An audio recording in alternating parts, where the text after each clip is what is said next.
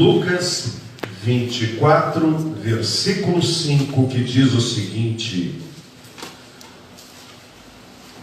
estando elas possuídas de temor, baixando os olhos para o chão, eles lhes falaram: por que buscais entre os mortos ao que vive? Ele não está aqui, mas ressuscitou. Lembrai-vos de como vos preveniu, estando ainda na Galileia, quando disse: importa que o Filho do Homem seja entregue nas mãos dos pecadores e seja crucificado e ressuscite ao terceiro dia. Então se lembraram das suas palavras. Podem se sentar. Acabamos de celebrar a morte do Senhor. E para nós, meus queridos irmãos, isto é uma celebração. Jesus de fato não morreu aqui e agora. Diferentemente da fé romana, que acredita que durante a celebração da missa, Jesus morre todas as vezes. Eles chamam esta celebração de sacrifício não cruento, ou seja, Cristo não sofre o despedaçamento do seu corpo e o tirar do seu sangue, mas em cada celebração da missa, Jesus morre. E tanto é assim que a fé romana exige que o que sobre da celebração seja guardado num lugar chamado sacrário, onde se armazenam as peças de trigo que não foram distribuídas. São elas consideradas santíssimas, porque são carne de Cristo. No entanto, isto, conquanto seja algo muito bonito e piedoso, não tem fundamentação na palavra de Deus, uma vez que a celebração ensinada pelo Senhor não era deste tipo, mas pelo contrário, memorial, onde nos lembraríamos do seu sacrifício, e o que sobrasse não seria santíssimo, porque em nada muda o pão, em nada muda o cálice, exceto que nós partilhamos dele com um objetivo único, o de lembrarmos do seu sacrifício. Diferentemente foi na sexta-feira em que Cristo morreu. Ali ele morria, ali o seu sangue caía, ali ele sofria, e as pessoas que estavam ao seu redor tudo isto assistiram.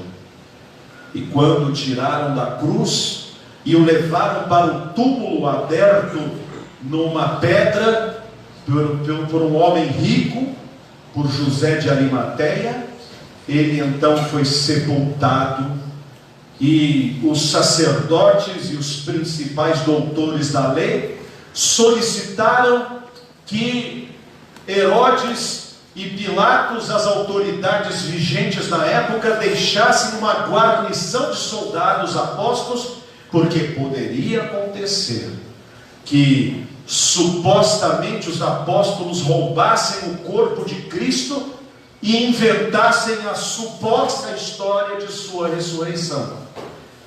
Então conseguiram uma guarnição de soldados que ficou vigiando o túmulo, que foi fechado com uma grande pedra que rolava e que deveria haver pessoas para empurrá-la, para que pudesse tirar quando necessário. E então o corpo de Jesus ficou inerte durante todo o sábado, mas na madrugada do domingo, um terremoto e uma grande luz sobreveio do céu, e um poderosíssimo anjo celestial arrancou aquela pedra à vista dos soldados, e enquanto isto ele fazia, o corpo do Filho de Deus, todo machucado, todo sangrado, coagulado, mas não putefato, não apodreceu, o corpo de Jesus não viu corrupção física. O corpo de Cristo novamente voltou à vida. Ele voltou à vida dentre os mortos e foi o primeiro que ressuscitou gloriosamente para toda a eternidade, diferente dos que anteriormente haviam ressuscitado. Porque na própria morte do Senhor, conta-nos Mateus, que muitos defuntos que estavam sepultados provavelmente recentemente, foram despertados pelo poder que saiu de Jesus quando ele morreu, e eles saíram da sepultura e foram vistos por muitas pessoas.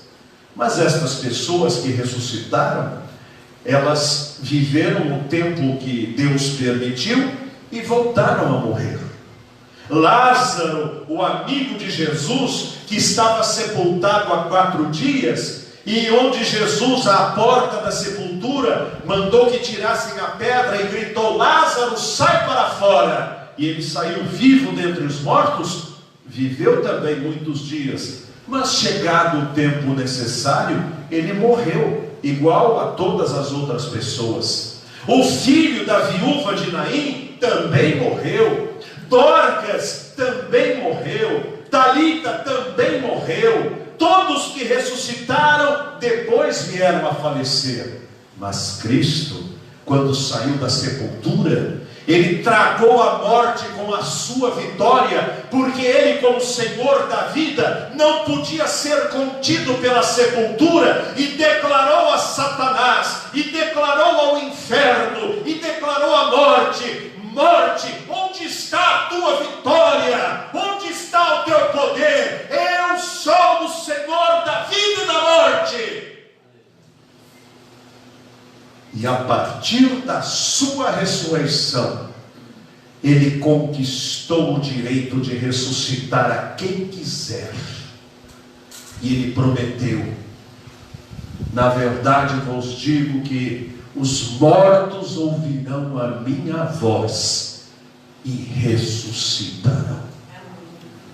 Quando a última trombeta tocar, os que morreram em Cristo ressuscitarão primeiro, porque não poderão ser contidos pela força da morte, porque o Senhor Jesus, ele ressuscitou e tomou na sua mão o direito e o poder de dar vida a quem quer, porque ele mesmo recobrou a sua própria vida.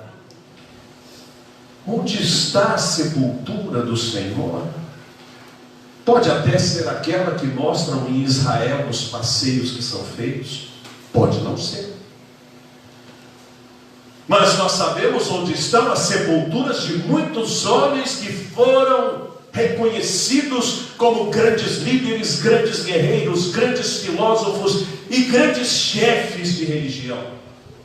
Todos eles viveram, todos eles disseram muita coisa, mas todos eles morreram e o seu pó continua na terra. Ensinaram coisas bonitas, mas não foram capazes de transformá-las em vida para si próprios. No entanto, o nosso Senhor Jesus Cristo, o Rei dos Reis e Senhor dos Senhores, ele não apenas curou os enfermos, ele não apenas supriu a fome, deu de comer, deu de beber às pessoas, ele não apenas ensinou a sua palavra, mas ele morreu, ressuscitou e tem poder para dar vida eterna a todo aquele que crer no seu nome. Na verdade vos digo, disse ele em João capítulo 5, verso 24, quem ouve a minha palavra e crê naquele que me enviou, tem a vida eterna, não entrará em condenação, mas passou da morte para a vida. Esta é a nossa Páscoa. A nossa Páscoa não é feita de chocolate ou de coelho. A nossa Páscoa não é feita de feriado e de mesa cheia de comidas. A nossa Páscoa não é feita de enfeites. A nossa Páscoa é feita de fé, de convicção, de salvação, da presença do Cristo vivo, que vive e reina pelos séculos dos séculos.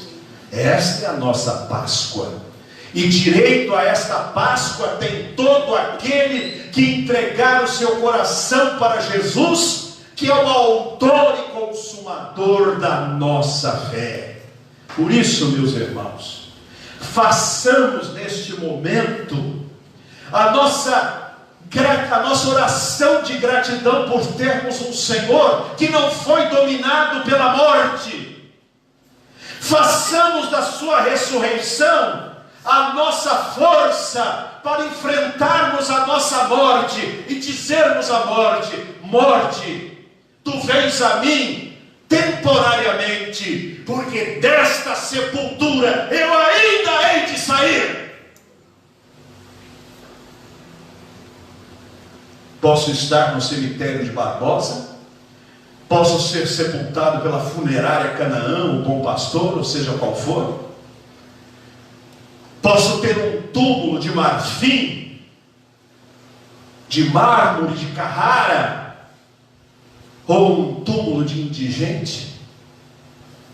Pode o meu corpo ser poeira que a moinha espalhou e que nem um átomo do que eu era há 2000 anos exista ainda, mas quando o Senhor disser: sobe aqui, eu hei de ressuscitar pelo poder de Deus. E assim, a nossa fé cristã não acaba na Sexta-feira Santa. A nossa fé cristã não acaba no mártir que foi martirizado pelo que ensinou. Tanto é assim que o poeta que fez a música, o seu nome era Jesus de Nazaré, e que parava na morte do Senhor, foi aconselhado a fazer mais uma estrofe proclamando a sua ressurreição. Porque uma mensagem cristã que vá até a cruz não é uma mensagem completa. A mensagem verdadeira e completa é aquela que diz: Cristo padeceu, foi morto, mas ao terceiro dia ressuscitou e está vivo à destra de Deus Pai, onde há de vir a julgar os vivos e os mortos. Sejamos cristãos completos, sejamos cristãos ressurretos, cristãos que vivem, não que vegetam, cristãos que celebram, não que lamentam, cristãos que têm alegria e não depressão e dor de cabeça, cristãos que têm soluções e não problemáticas. Sejamos cristãos da ressurreição. Ele não está mais aqui, disseram os anjos. Não procure numa sepultura, não procure numa cruz, a cruz está vazia. Não procure no túmulo, o túmulo está aberto.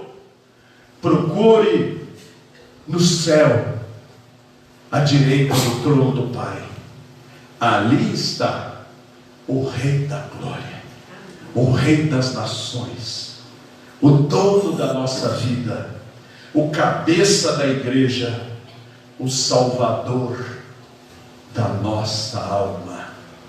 Que Ele seja exaltado, que Ele seja glorificado. Amém. Que assim seja com o irmão, que assim seja comigo e que assim seja com quem acompanha esta mensagem à distância. Bendito seja o Senhor.